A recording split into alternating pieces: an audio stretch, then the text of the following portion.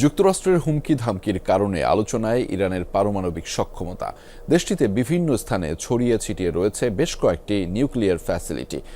এর মধ্যে সবচেয়ে আলোচিত নাতানজ, ফোর্ডো ও ইস্ফাহানের পারমাণবিক কেন্দ্র। অভিযোগ রয়েছে এর মধ্যে কমপক্ষে দুটিতে বোমা তৈরির মূল উৎপাদন সমৃদ্ধ ইউরেনিয়াম মজুত করেছে তেহরান। ধারণা করা হয় ইরানের কাছে যে পরিমাণ উপাদান রয়েছে তা দিয়ে অন্তত 6টি পারমাণবিক বোমা তৈরি সম্ভব।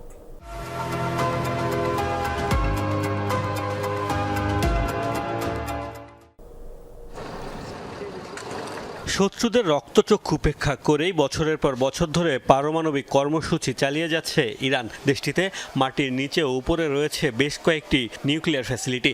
ইরান অবশ্য কখনো পারমাণবিক অস্ত্র তৈরির সত্যতা নিশ্চিত করেনি।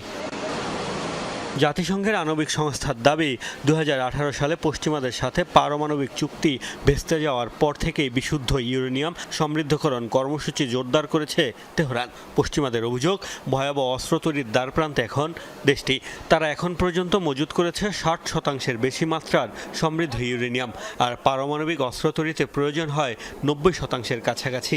এছাড়া জাতিসংঘের ধারণা, ইরানের কাছে যে পরিমাণ উপাদান আছে তা দিয়ে অন্তত 6টি পারমাণবিক বোমা তৈরি সম্ভব। হোম শহরে অবস্থিত নাতানজ পারমাণবিক কেন্দ্রকেই ভাবা হয় ইরানের প্রধান পরমাণু প্রকল্প।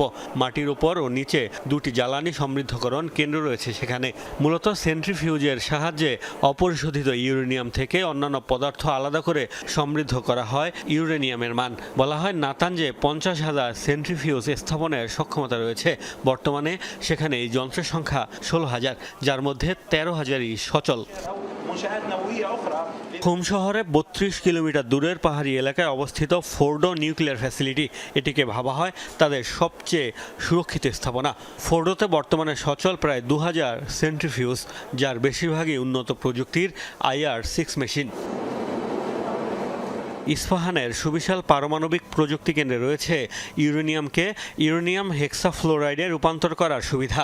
সেন্ট্রিফিউজে বিশুদ্ধ করার জন্য ব্যবহৃত হয় এই ইউরেনিয়াম হেক্সাফ্লোরাইড। এছাড়া অভিযোগ রয়েছে ইস্ফাহানে ইউরেনিয়াম ধাতু তৈরির সরঞ্জামও আছে, যা পারমাণবিক বোমার মূল উপাদান হিসেবে ব্যবহৃত হয়।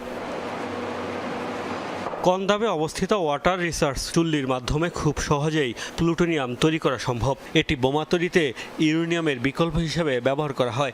এছাড়া পারমাণবিক গবেষণার কাজের জন্য রাজধানীতে রয়েছে তেহরান রিসার্চ সেন্টার। এছাড়া বুশেহর শহরে অবস্থিত দেশটির একমাত্র সক্রিয় পারমাণবিক বিদ্যুৎ কেন্দ্র। মোস্তফা মাহমুদ, যমুনা নিউজ।